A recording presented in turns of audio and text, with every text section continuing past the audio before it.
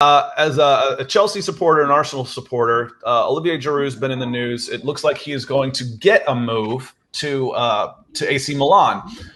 Chelsea extended his contract basically just to say, help decide where he can move. We don't want you to make a move within the Premier League, and if you do move, we want to get a little scratch out of it. So I think they're going to get about $2 million or £2 million for extending his contract. Now, what he spent a lot of time at Arsenal. What is the general consensus on how Arsenal fans think of Olivier Giroud?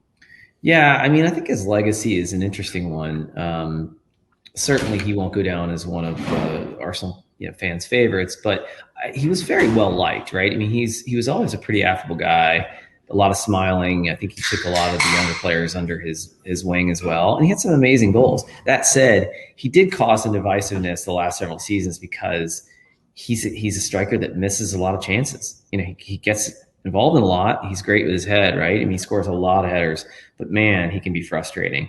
And then I think, let's be honest, going across town to a big rival and, obviously winning trophies, some of the luster from him, in terms of his likability is worn off. So I know Arsenal fans are like, yeah, he was fine, but now we're kind of writing him off. And there's also this other subplot where he is chasing Henry's goal scoring record for France.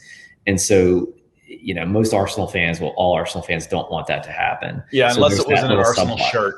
Yeah, unless it was in an Arsenal shirt, so that can happen. So and I think this goes to expectations a little bit. It's like with Arsenal, you kind of wanted Olivier Giroud to take over and be the guy. Mm-hmm. At Chelsea, he was there as a fireman. I mean, he needed to save the mistake that at the time was Alvaro Morata. And for me, when he came in, the striking difference between how they played was we went from Alvaro Morata coming from La Liga, who wanted a foul on everything.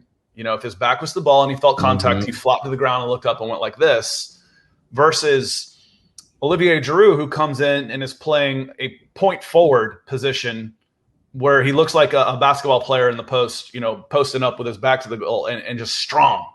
And on top of that, even when he was in and out of the team, the utmost professional, never caused a stir, because he was basically tried to be replaced by Lampard and Tuchel. Whoever came in basically tried to freeze him out, and he always came in, and did a job. He always kept his mouth shut.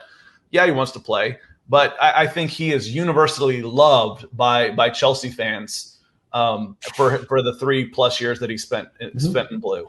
He's a good servant for sure. I mean, again, I would say as an Arsenal player, I really liked him a lot. I think like anyone, when they move on, there's that bit of like, you don't want them to be ultra successful because what did you miss?